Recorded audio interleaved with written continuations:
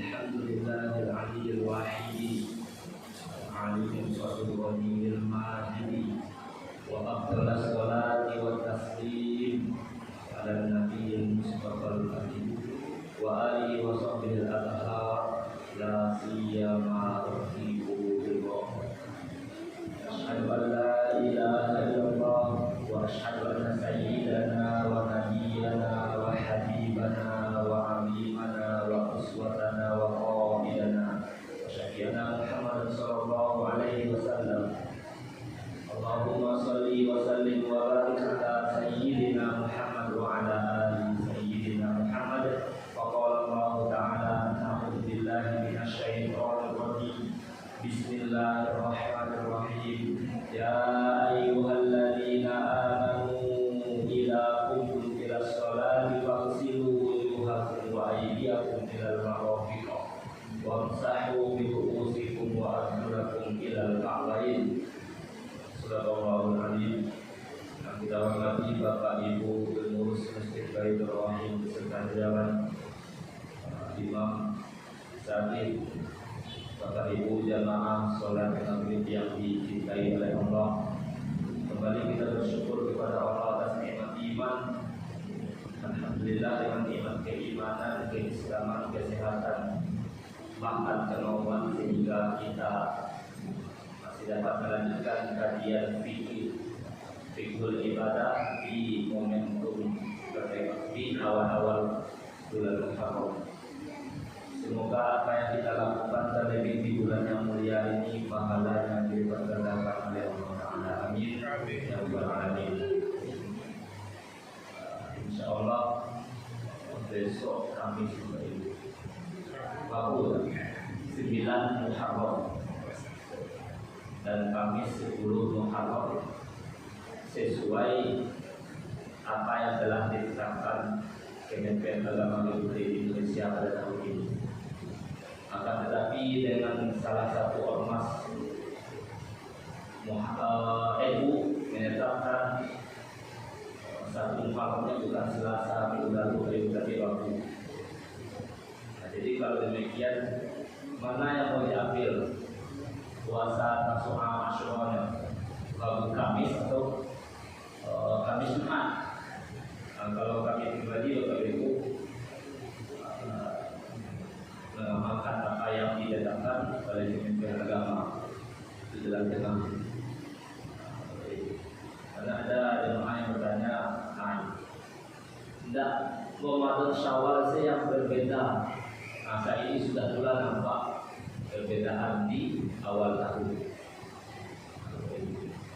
Oleh karena itu kami pribadi tetap mengikuti apa yang telah ditetapkan oleh Kemenak, tapi bahwa satu Muharram jatuh pada Selasa minggu lalu, otomatis Rabu dan Kamis besok puasa Tasu'a atau seminimalnya di tanggal 10 Muharram. Moga-moga kita mendapatkan ampunannya. Amin. Amin. Di sinilah Bapak Ibu istimewanya umat Nabi Muhammad. Usia kita mungkin pendek, tidak sepanjangnya umat-umat Nabi sebelumnya, tetapi pahala yang lebih baik.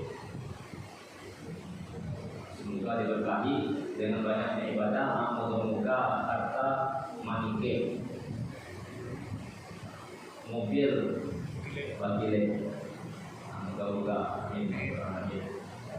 Kaedahnya kalau kita berpuasa 3 hari setiap bulan, puasa yang terbit di 13, 14, 15, maka mendapatkan satu kebaikan dikalikan 10. Sehingga seakan-akan kalau kita lakukan cuma 3 hari berpuasa, seakan-akan sudah berpuasa 90. Dengan prinsip man qala ahadun min kitabillah falahu bihi hasanah wal hasanah bi asyri amsalihah. Begitu juga ibadah sholat yang awalnya 50 kali dibebankan kepada kita, kemudian Nabi Muhammad diminta diskon. Pasal minggu dalam diskon kepada Allah, kepada Tuhan menjadi 40, kemudian 30, 20, 10 bahkan 5. Dan Nabi mengatakan al-khamsi 5 kali sholat yang kita tunaikan seakan-akan sudah 50 kali kita sholat. Nah, begitulah Bapak Ibu. Abang langsung share satu huruf ayat Quran kita baca langsung 10, tetapi satu kebaikan satu pahala dikalikan 10. Mengetahui kita berbeda-beda terkait kualitas suatu amal ibadah, apalagi tentang niat ketulusan yang kita lakukan. Itu Bapak Ibu, kita awali dengan basmalah Bismillahirrahmanirrahim, yang mana pada 2 bulan sebelumnya kita telah membedah terkait bersuci tentang pembagian air. Cukup kita ulas sedikit Bapak Ibu 1-2 menit, yang mana ada 4 pembagian air. Yang pertama itulah yang paling mulia, yaitu ma'ul mutlaq, suci zatnya dan mensucikan. Suci zat air yang di depan kita Bapak Ibu dan dapat mensucikan. Apakah ma'us sama air hujan angin, ma'ul bahri yang ada di bawah dan di laut, ma'ul nahri air sungai, wa ma'ul bi'ri air sumur, ma'ul aini wa ma'ul tadi wa ma'ul bawah. Maka air embun, maka itu selama tidak bercampur dengan hal lain maka suci dan akan mensucikan. Itu yang paling utama digunakan, tidak makruh. Adapun yang kedua, yang tohir mutahhir makruh istimalih makruh musyammas. Kenapa sampai makruh digunakan Bapak Ibu? Karena akan menimbulkan penyakit paros kulit, tidak baik untuk kesehatan. Apa semuanya? Air suci zatnya mensucikan, tetapi terletak di bedengan besi ataupun logam ataupun drum, kemudian terkena panas sinar matahari. Itu. Kemudian yang ketiga dan keempat itu tidak boleh digunakan. Bahkan kalau tidak gunakan tidak sah sholat. Apa itu ma'ul musta'mal? Yang keempat ma'ul najis. Ma'ul musta'mal tohir wa mutahhir, suci zatnya tetapi tidak bisa mensucikan. Salah satu contoh ini air SMS. Kemudian ada serbuk kopi di gelas, kita tuangkan, maka itu bercampur dengan sesuatu yang suci, tetap tidak bisa air kopi kita gunakan untuk berwudu. Atau ma'ul musta'mal, air yang telah digunakan untuk berwudu atau mandi, maka tak bisa digunakan. Air sisa mandi itu Bapak Ibu dengan sabun kan ma'ul musta'mal, maka tidak bisa kita gunakan. Sisa air wudu yang kita yang jatuh Bapak Ibu itu suci, tidak bernajis. Jangan kita anggap air sisa wudu itu najis Bapak Ibu. Kalau najis itu ala najisnya semua toilet, semua tempat wudu aman. Airnya tetap suci tetapi tidak mensucikan. Adapun yang keempat najis, air yang sudah dipastikan bercampur dengan najis, maka 3 dan 4 tak bisa kita gunakan. Jadi itu Bapak Ibu, pada pertemuan ini kita lanjutkan terkait berwudu, karena ini yang menjadi konsekuensi terkait ibadah kita tentang kewajiban sholat, dan sholat tidak lewat dari bersuci. Kemudian dalil pentingnya wudu sebagaimana firman Allah Quran surat Al-Maidah ayat 6, kemudian ditambah dengan hadis-hadis Nabi Shallallahu Alaihi Wasallam. Kemudian Bapak Ibu, berdasarkan ayat ini secara tekstual, basuhan untuk bersuci ketika wudu cuma 4 anggota tubuh. Tubuh kita kan banyak. Kalau seandainya mandi wajib, itu semuanya benar. Kalau berwudu, bukan semua badan yang kita miliki yang kita sucikan, yang kita basuh di saat berwudu kita. Tapi berdasarkan ayat yang ada, dalil yang qat'i jelas hanya 4 bagian yang wajib. Yang pertama, fagsilu wujuhakum, basuhlah wajah. Yang kedua, basuhlah kedua tangan sampai siku, bukan telapak tangan. Berbeda kalau seandainya tayamum selama ini kita amalkan sesuai dengan mazhab jumhur sampai kedua telapak tangan. Tapi ada satu pendapat yang mengatakan batasan waktu itu di pergelangan tangan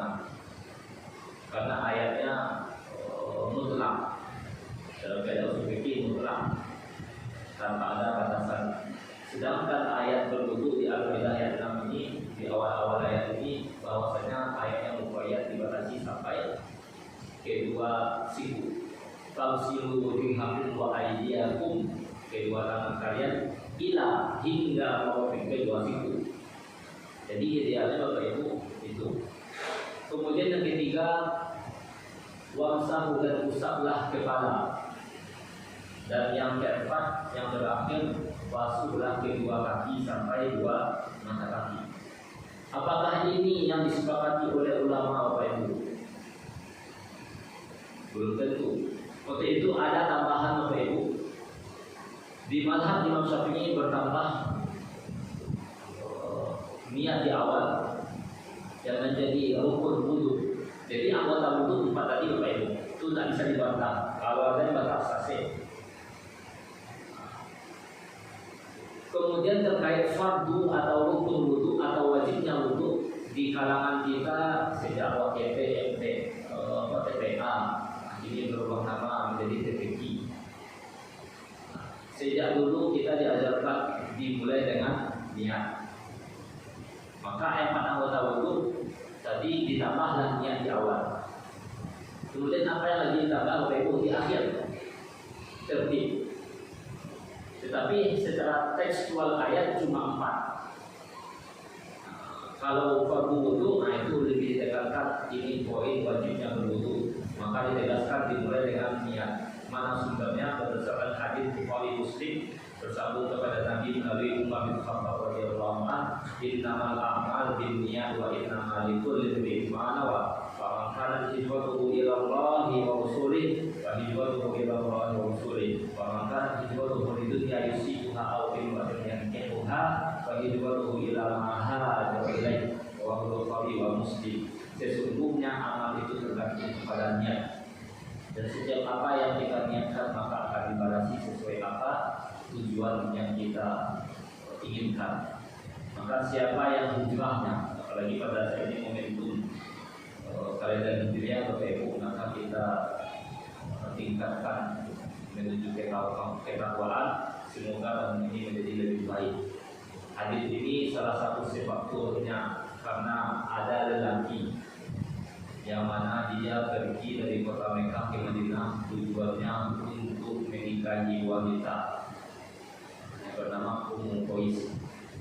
Tidak ada niat pahala hijrah, tidak ada niat karena Allah, tapi hanya keinginan untuk menikah.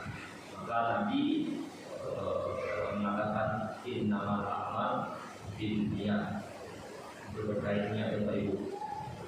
Maka niat itu sangatlah penting dalam sesuatu apapun yang kita lakukan. Kemudian yang kedua tadi, basuhan wajah itu mulai tulan. Basuhan wajah itu dimulai sejak min mana rusyak, sejak tumbuhnya rambut Bapak Ibu, sampai kepada lagun atau lagu.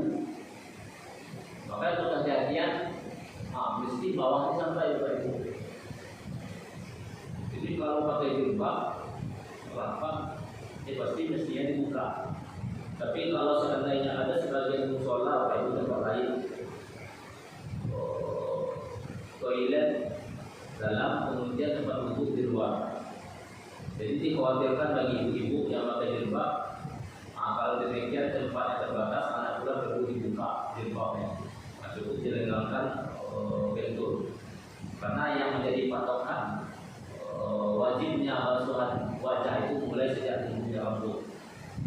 Itu basuhan terkait wajah. Tapi kalau anak-anak Bapak Ibu, bahkan anak pesantren pun mencapai menempuh ketika wudu itu hukumnya makruh. Mencapai bahkan nak pakai galuh. Sudah disediakan galuh oleh pesantren, oleh pihak Polres. Besok paginya bisa hilang. Macam-macam. Kenapa Bapak Ibu? Karena anahan. Dibuatlah masalah supaya anak di-DO. Begitulah tantangan zaman saya di Bapak Ibu. Sudah dibuat fasilitas sebaik-baiknya ada itu. Karena mungkin tidak terkontrol oleh lingkungan keluarga sejak SD, sejak kecil, akhirnya anak ketika dibina di pesantren 24 jam akhirnya gagal. Kalau dibina insya Allah menjadi, tapi kalau tidak dibina menjadi. Bapak Ibu, itulah terkait basuhan wajah. Cukup sekali sah.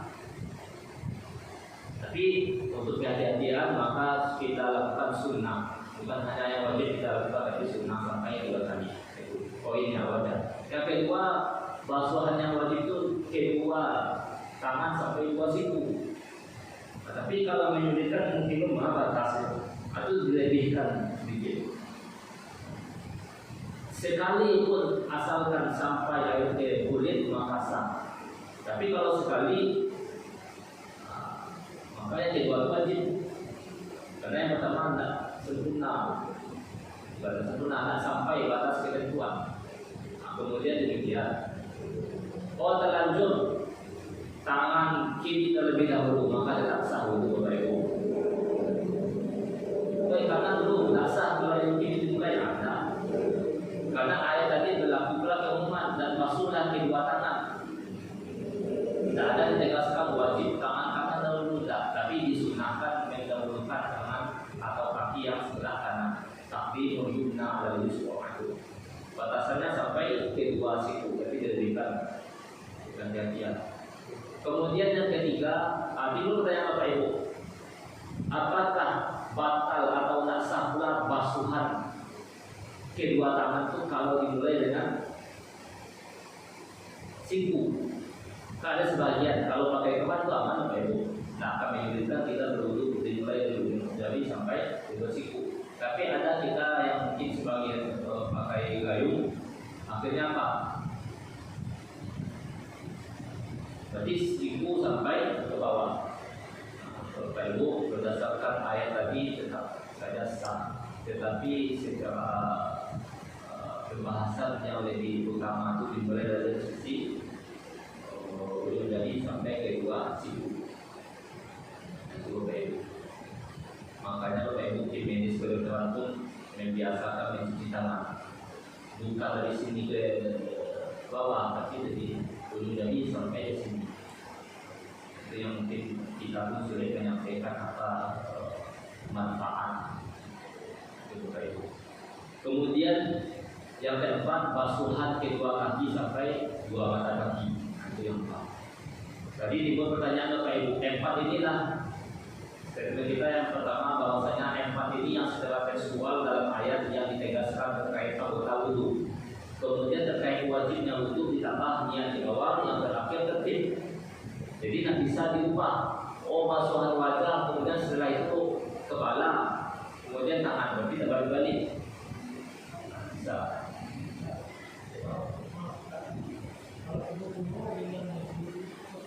Nah itu Pak. Jadi kita definisi sudah, dalil sudah, hukum tetap wajib bersuci ketika sholat. Definisi dari hukum, kemudian 4 anggota wudu tadi wajah, kemudian kedua tangan sampai 2 siku, yang ketiga bagian kepala, yang keempat kedua kaki sampai mata kaki. Berarti selebihnya secara umum itu termasuk bagian yang disunahkan. Tapi apakah mutlak sepakat ulama semuanya selain yang tempat disunnah? Tidak Bapak Ibu. Poin anggota wudu 4, fardu atau wajibnya wudu atau rukun wudu ada 6. Aniyatul ilal ghusli, kemudian ghuslul wajhi, kemudian yang ketiga ghuslul yadaini ilal mirfaqaini, yang keempat mashu ba'dal ra'si, yang kelima ghuslul rijlaini ilal ka'baini wa tartibu 6. Kemudian terkait pertanyaan tadi Bapak Ibu, tadi yang disepakati ulama 4 ini tidak bisa digabungkan. Apakah ada anggota yang lain yang menjadi wajib? Ada. Bapak Ibu, rukun wudu tadi sesuai apa yang kita amalkan selama ini ada 6. Konsepnya tadi 4 anggota wudu. Mazhab Hanafi fardu wudu itu 4 kali sesuai ayat. Tapi tetap saya niat kegiatan hati-hati. Cuma di mazhab Imam Syafi'i ditegaskan poin pertama ditambah niat, poin terakhir tertib. Karena waw tadi mesti tertib. Berbuat untuk wajah, kedua tangan, kepala, bahkan kaki, berarti berbalik. Kemudian tadi tidak semua ulama sepakat selebihnya dari anggota yang patuh menjadi sunnah dan semuanya. Itu Bapak Ibu di mazhabnya Hanabilah. Hambali berarti yang keempat, masalah yang keempat itu menambahkan wajibnya wudhu yang pertama ghuslul kaffaini, mencuci telapak tangan. Kalau kita jumhur sunnah, Hanafi, Maliki, Syafi'i sunnah, sedangkan Hambali wajib. Yang kedua yang membedakan kita dengan Syafi'i terletak di baca basmalah. Hambali mewajibkan baca basmalah. Mungkin mazhab mereka berbeda dengan keumuman hadis berkaitan la yabda'u bihi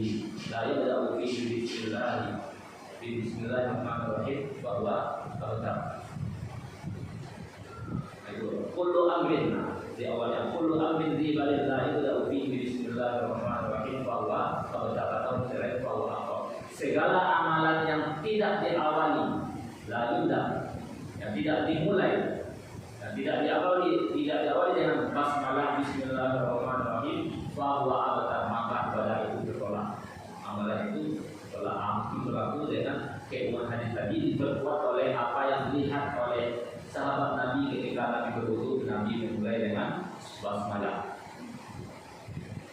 Tapi jumhur tidak diwajibkan. Tapi sudah dua beda yang tadi itu mencuci kedua telapak tangan. Bapak wajib mana tahu tadi malam di Mawar menginap telapak tangan Bapak Ibu, terutama bagi anak-anak yang masih bertas. Adiman menginap tangannya telapak tangan, maka untuk kejadian kita cukup disunahkan, sedangkan mazhab yang lain mewajibkan. Yang kedua tadi mewajibkan baca basmalah sesuai mazhab tadi. Yang ketiga sepaket dengan istinsya, kecuali ketika puasa. Nah itu. Sedangkan jumhur tidak mewajibkan kumur dan istinsya. Istinsya memasukkan air ke hidung dengan tangan kanan, sedangkan istinsya dengan tangan kiri. Nah, itu teknik kaifiah yang sedangkan jumhur tidak mewajibkan. Berarti sudah ada dua perbedaan tambahan telapak tangan, kemudian yang kedua anggota umum sekaligus memasukkan air ke hidung. Umum disebut dengan walmat mabok. Nah itu juga pernah dilakukan apa yang dilakukan sahabat. Tumamat mabok, tumastan sako, tumastan itu. Maka kalau demikian di kalangan Hambali mewajibkan sudah tiga telapak tangan wajib dibasuh, yang kedua baca basmalah, yang ketiga umur, lanjut nanti istighfar dengan tangan kiri, dan yang keempat yang membedakannya yaitu ghuslul mencuci kedua telinga, sedangkan jumhur tidak wajib. Kita dengan jumhur apa mensunahkan mencuci kedua telinga. Nah itu Bapak Ibu terkait tambahan hukumnya. Di kalangan Maliki Bapak Ibu menambahkan rukun berwudu itu sama dengan dalkun, menggosok. Kalau kita asalkan sampai air terkulit bisa. Sunnah digosok dan tapi mazhab Maliki satu-satu mazhab mewajibkan. Kalau demikian Bapak Ibu tadi timbul pertanyaan. Bahwa uzur ini wajib, sedangkan jumhur hanya mensunahkan. Ini dalil amal saya Bapak Ibu yang kita gali. Kalau kita langsung tetap Quran saya temukan, belum temukan kalau beberapa ulama. Tapi yang kami pikirkan terlintas ketika membaca wajibnya membasuh kedua telinga ini, terlintas dalam hati. Dalam ayat tadi kan ditegaskan wamsahu bi ru'usikum, dan hendaklah kalian usap kepala. Kalimat di mana Bapak Ibu? Sampai apa dulu? Berarti akan tetap di untuk rasul. Bapak Ibu. Maka karena mungkin setelah sepintas telinga termasuk di area kepala, maka sampai mewajibkan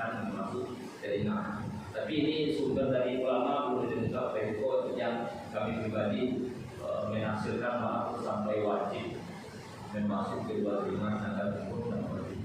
Nah, itu mungkin berbeda karena dalam bahasa Arab waqsul kepala, waqisul kepala, ketua, waqisul masjid, ketua masjid.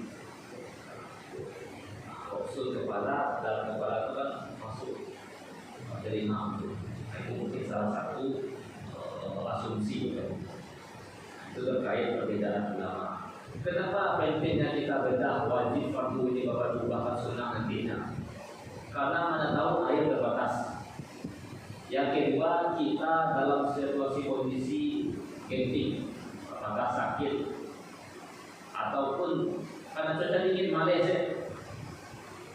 Nah, itu demikian Bapak Ibu tentang pentingnya masalah poin-poinnya wajib. Nah, kalau sudah masuk kita memahami bahkan kuat terkait konsep anggota wudhu, kemudian konsep yang kedua fardu wudhu. Nah, kemudian yang ketiga tadi ada perbedaan di kalangan ulama. Kalau di kalangan ulama tadi tambahannya apa? Wajibnya membasuh kedua telapak tangan. Hanabilah yang kedua wajibnya membaca basmalah. Yang ketiga wajibnya kumur bahkan istinsyaq. Dan yang keempat wajibnya membasuh kedua telinga. Kemudian yang membedakan di mazhab Maliki juga ada tambahan dapur wajib untuk digosok. Sedangkan kumpul asalkan sampai maka sah. Terkait mungkin Bapak Ibu yang punya alodijam, cincin, ibu-ibu punya galang. Kalau masalah berwudu, wudu menggunakan air laut, maka selama air itu sampai ya sah. Maka sunnah nanti digerakkan. Tapi kalau sempit dikhawatirkan tak sampai air itu wajib dilepas. Selama masih bisa digerakkan, tahrim air itu sampai maka sah. Jadi ada sebagian padahal jamnya jutaan dan aman untuk terkena air itu buka yo. Akhirnya di sebatas imam masjid mengingatkan Bapak Ibu dan kehilangan jamaah. Kehilangan jam. Kehilangan jamaah. Kehilangan jamaah. Bapak Ibu. Sebab kami itu sering terjadi itu kehilangan jam. Jutaan. Tapi kalau tayamum kan dengan tubuh Bapak Ibu, maka tidak sah, mesti dibuka. Kalau ada cincin itu halang ya, maka wajib dilepas. Terkait bola-bola berwudu. Kemudian Bapak Ibu yang kita lanjutkan terkait kalau terkait bab wudu, kita lanjutkan terkait sunnahnya wudu.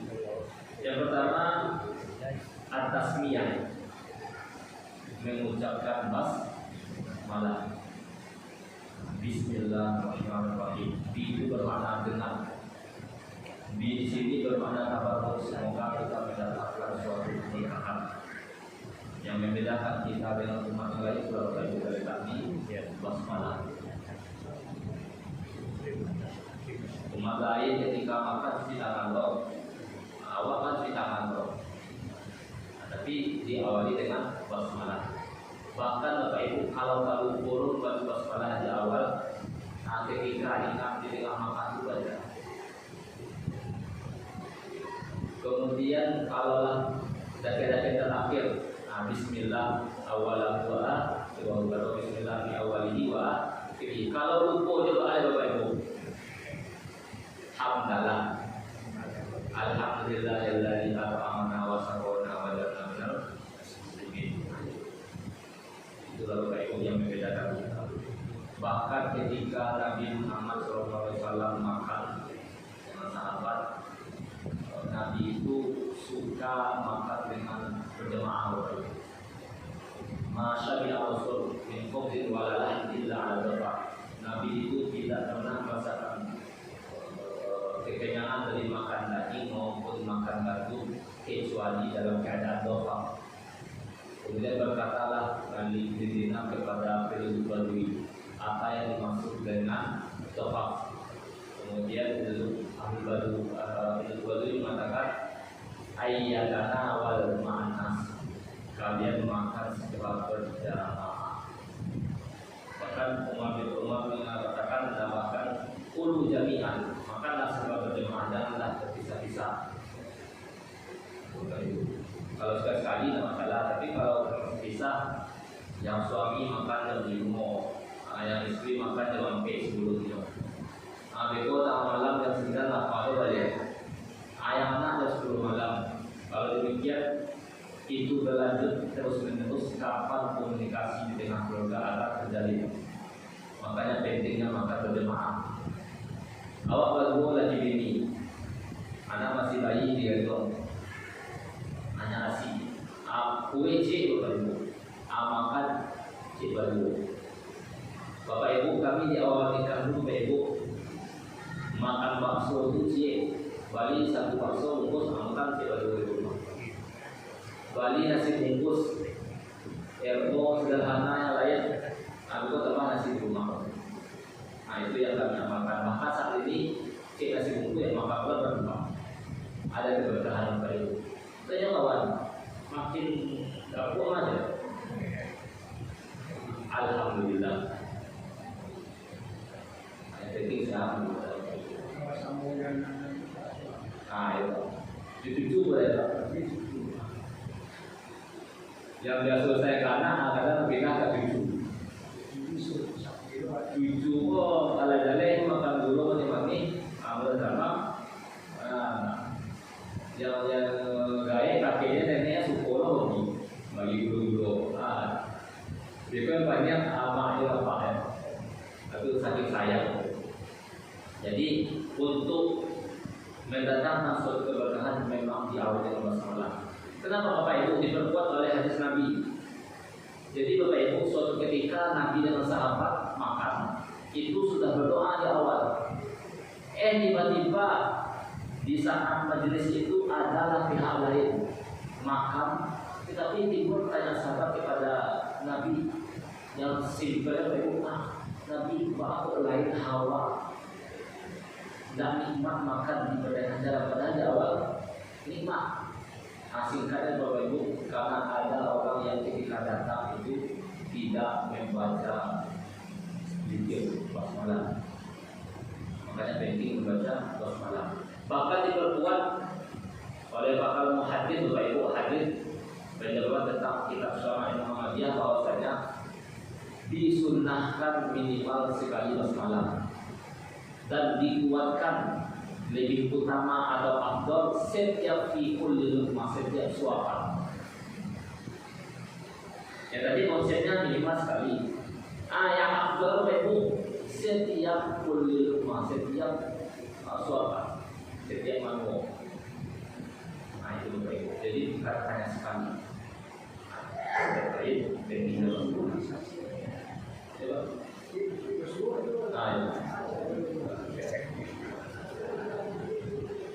zikir dalam hati, maka zikir qalbi.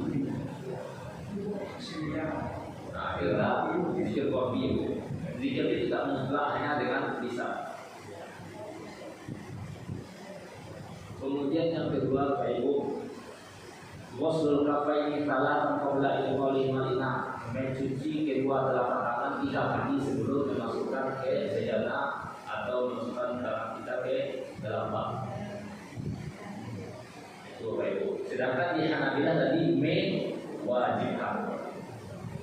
Itu perbedaan. Dari hadis Abdullah bin Zaid radhiyallahu anhu qad su'ila an wudu'in Nabi sallallahu alaihi wasallam. Dari Abdullah bin Zaid dia mengatakan sesungguhnya su'ila an wudu'in Nabi. Ditanya tentang wudu'nya Nabi Muhammad pada bitawin. Maka Abdullah bin Zaid meminta suatu bito, itu suatu bejana tempat yang berisikan air. Fatawaddu lahu. Maka Abdullah bin Zaid berwudu untuk memperlihatkan kepada mereka yang meminta terkait wudu'nya Nabi. Kemudian fa'a ala yadihi minat taur. Maka kalau Nabi Muhammad SAW berwudu, maka beliau menuangkan kepada tangannya suatu air tadi, berarti menuangkan air sebelum berwudu. Nah, mencuci yang mana tujuannya meyakinkan kepastian adanya mungkin sebelum kita berwudu anak atau imam misalnya, atau bagi anak cucu bapak ibu yang mungkin di waktu malam imam menginap sampai dipegang, maka sangat penting untuk dicuci bahkan 3 kali. Nah, setelah itu Nabi Muhammad adkhal yadahu fil ina. Setelah itu dimasukkan tangannya ke dalam satu bejana. Kita dalam mengambil air untuk membasuh bagian wajah. Kemudian yang ketiga yaitu istimal siwak. Bersiwak ketika berwudu. Dengan apa yang bersumber dari hadis Nabi SAW, bersambung melalui Abu Hurairah radhiyallahu anhu an Nabi sallallahu alaihi wasallam, laula an asyqa ala ummati la amatahum bisiwak ma'a kulli wudu. Kalaulah seandainya tidak menyulitkan, tidak memberatkan bagi umatku, maka saya akan aku tuntun, aku wajibkan untuk bersiwak ma'a kulli wudu, di setiap wudu yang kita lakukan. Itu terkait bersiwak Bapak Ibu. Kemudian kalau tidak mungkin apa di siwak Bapak Ibu, diusahakan dikikis, dipotong minimal makjun odol yang ada konsumsinya hasil siwak. Yang kami pribadi Bapak Ibu ada perbedaan. Jadi Bapak Ibu ketika kami mendapatkan insiden kecelakaan dari sirup gigi yang dua depan itu adalah saudara dibayarkan untuk kami doang. Mungkin ada orang 15 tahun yang lewat. Itu mungkinlah 10 tahun. Jadi sangat sensitif. Makanya sampai saat ini karena patah Bapak Ibu sudah 15 tahun 10 tahun lewat, agak khawatir. Karena dulu setelah tambal, bisa cabut lagi Bapak Ibu. Karena gagal, maka di Indonesia pun kami khawatir dan semuanya mungkin yang ahli ditanya tentang gigi sampai akar gigi sudah berganti oleh para palsu. Akar gigi itu adalah palsu. Karena gigi sensitif, maka kalau aku membagi odol yang ada konsumsinya siwak, nggak seperti siwak atau miswak, atau yang terbalis yang lain, atau hati-hati itu ada konsumsinya siwak. Tapi suatu ketika Bapak Ibu rumah yang kalian nggak ada konsumsi zat siwak, langsung pukul Bapak Ibu berdarah. Ketika minum ada mulai minum. Jadi ada perbedaan, makanya Nabi untuk disunahkan bersiwak. Zat tadi itu Bapak Ibu yang sampai untuk kesehatan. Kalau kita mungkin yang sehat-sehat mungkin tak begitu nampak, tapi bagi yang sakit langsung nampak. Itu Bapak Ibu.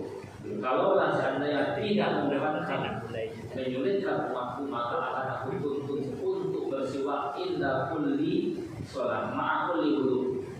Dalam lain ma'a kulli sholat itu ketika hendak sholat mereka. Tapi di sini berdasarkan hadis ini maka muhaddits berpendapat hukumnya tidak sampai menjadi wajib, tetapi hanya sunnah. Makanya pemazhab menganggap itu sunnah bukanlah wajib. Kemudian kapan disunahkan untuk bersiwak Bapak Ibu? Dalam kitab Al-Imta' Syarah Matan Al-Syidah bahwasanya idza tabayyul fami min admin aw ghairi, ketika berubahnya bau mulut, apakah makan jengkol, makan petai, makan durian atau yang lain. Yang kedua, al-qiyam minan naum, ketika bangun dari tidur. Yang ketika hendak sholat ditunaikan. Kemudian yang keempat dan kelima terakhir yaitu al-madmadah wal istinsyaq bil yadil yumna wal istinsyaq bil yadil yusra. Dari hadis Abdullah bin Zaid bahwasanya fatamat madhu wasan syaqqa wasan talbi salat di ghafat ay yatamat Poin yang dapat kelima ini, kesunahan untuk berwudu itu adalah al-ma'madah, berkumur. Kemudian dibongkar kaitan yang anak SD bulan Ramadan Bapak Ibu seberkilat ayat jadi nyawa berwudu sholat duha ayat dalam kejadian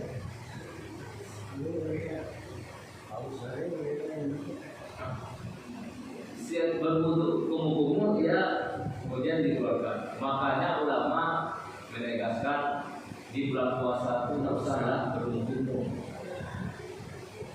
Nah, itu ketahuan deh. Tapi kalau SD itu lah pasti itu. Dan tujuannya untuk umum. Kemudian di dalam itu jalan apa itu. Kemudian bagaimana istinsyak dengan istinsyak tadi? Dalam hadis tadi wasan syaqqa wa harfa. Istinsyak itu memasukkan air ke dalam hidung menggunakan yumna kanan. Nah, sedangkan untuk mengeluarkannya istinsyak dengan tangan kiri yang kita miliki, nah itu perbedaan itu. Mungkin selama ini yang dipahami masuk hidung tangan kanan keluar tangan tangan kanan masuk kemudian keluar tangan. Bagi yang sinusitis, itu yang pukul banyak penyakit. Usia setinggi apa tadi penyakit multi. Salah satu karena faktor lingkungan kesehatan. Selama main loncat masuk, dia macam-macam kulit. Ketika di Mesir untuk musim ini musim panas, dingin itu kan air dingin loh ya. Akhirnya gigi pun tidak kuat, karena ini terlalu. Mungkin itu cukup baik karena waktu maksudnya ada pertanyaan Bapak Ibu? Masalah air wudhu jenis dan air suci disucikan. Jadi kami pernah wudhu ketika juga setelah wudhu itu kami banyak ambil air dan wudhu sudah pakai sana. Apakah sah? Dan ada keramba banyak. Tapi Pak, Tidak ada nama menjauh. dan teman juga air mengalir berarti sah. Tapi bukan bisa. Nah, itu kembali ke keadaan di waktu itu Pak. Ketika seperti ini PDAM Bapak Ibu, kami di UIN kan Senin Selasa tuntunannya bagi putih. Jadi setelah dicek Bapak Ibu, air PDAM Kota Padang ada tahu ada air. Habis hujan, Bukan habis hujan sampai gini Bapak Ibu, hujan tetap kuning. Iya Pak. banjir kemarin kan. Nah, akibat dulu tuh. Di bawah akhirnya kami kulit itu Bapak Ibu 2 bulan. Jadi kalau terkait dengan Bapak tadi sucinya, cuma di bau tadi. Tapi ketika air sumur Bapak Ibu kan mulai bertumbuh hijau. Nah, itu tetap sah.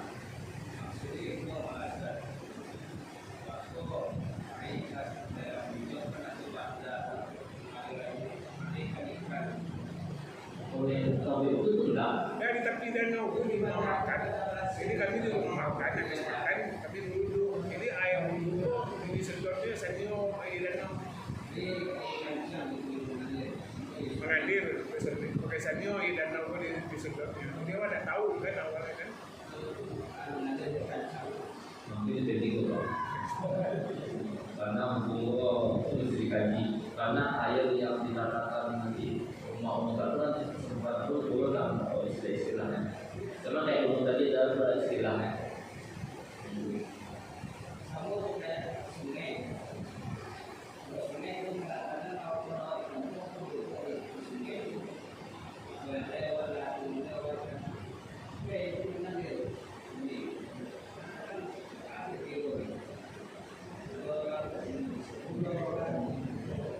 Air bandar mengalir, yang bandar ada air mengalir. Ini jangan bau, jangan bau. Tidak sampai nggak ada itu. Jalan tahu itu. Jadi ini kembali dicek. Karena mungkin salah menyampaikan kalau air sungai ada, maul babi ada. Kemudian yang kita ini macam-macam. Seperti kayak kami di rumah sungai itu air mengalir tapi itu dia kolam berkah ya, tapi ikan kakilah. Dan itu pun air mengalir tinggi atau berapa? Ada juga pipa air buangan untuk toilet. Nah itu okay. Tapi kalau memang dipastikan air sisa wudhu menetap di suatu itu kemudian air yang mengalir terbatas, berarti mau sama itu pasti. Nah, tapi kalau terkait apa yang pernah dilakukan Sa'id bin Yazid itu ibu sebab dari begini. Nah, tapi itu mesti kuat beriman dulu. Nah, kalau minum sisa wudhu aku itu itu tak jauh. Nah, Nabi Muhammad maksud istimewa, makanya mau sama tidak boleh digunakan untuk bersuci mandi, tapi hanya sebatas air itu suci zatnya dan tidak bisa disucikan. Kalau mau musta'mal sisa wudhu kita di lantai itu najis, sampai kapan najis? Makanya sisa wudhu tetap suci, tapi tidak bisa mensucikan. Nah, mungkin apa itu? Kalau dipastikan tadi air itu walaupun sisa wudhu yang setelah kita gunakan mengalir ke tempat menetap, berarti kan tersisa di genangan, itu dipastikan tidak bisa